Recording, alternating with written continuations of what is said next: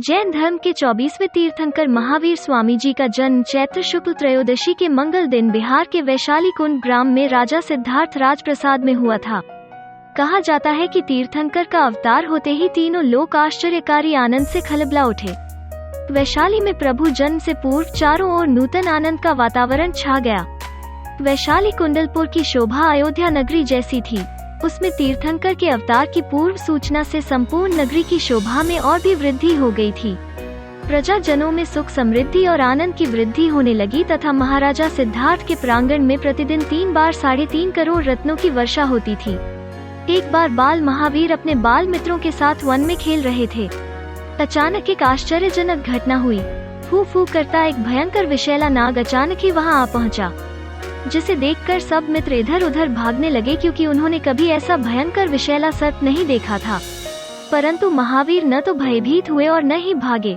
वो तो निर्भयता से सर्प की चेष्टाएं देखते रहे, जैसे मदारी सांप का खेल खेल रहा हो और हम देख रहे हो। वर्धमान कुमार उसे देखते रहे, शांत चित्त से निर्भयता पूर्वक अपनी ओर देखते हुए वीर कुमार को देखकर नागदेव आश्चर्यचकित हो गया कि वाह, यह वर्धमान कुमार आयु में छोटे होने पर भी महान है, वीर हैं। उसने उन्हें डराने के लिए अनेक प्रयत्न किए, बहुत फुफकारा, परंतु वीर तो अडिग रहे। दूर खड़े राजकुमार यह देख घबराने लगे कि अब क्या होगा, सर्प को भगाने के लिए क्या किया जाए। कुछ देर में भयंकर सर्प अदृश्य हो गया। उसके स्थान पर एक तेजस्वी देव खड़ा था और हाथ जोड़कर वर्धमान की स्तुति करते हुए कह रहा था कि आप सचमुच महावीर हैं। आपके अतुल बल की प्रशंसा स्वर्ग के अंदर भी करते हैं। मैं स्वर्ग का देव हूँ। मैंने अज्ञान भाव में आपके बल और धैर्य की परीक्षा हेतु नाग का रूप धारण किया। मुझे क्षमा कर दें। तीर्थंकरों की दिव्यता वास्तव में अद्भुत है। प्रभु, आप वीर नहीं बल्कि महावीर हैं। पटना के बाहर वाले इलाके गंगा नदी के पश्चिमी तट पर वैशाली कुंड ग्राम के नागखंड नामक उपवन में शिविका से उतरकर प्रभु महावीर एक स्फटिक शिला पर विराजे। वर्धमान कुमार ने नमः सिद्धेभ्य कहकर प्रथम सिद्धों को नमस्कार किया।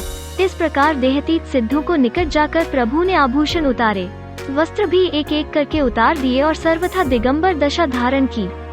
वर्धमान कुमार जितने वस्त्र में शोभते थे, दिगंबर दशा में अधिक सुशोभित होने लगे।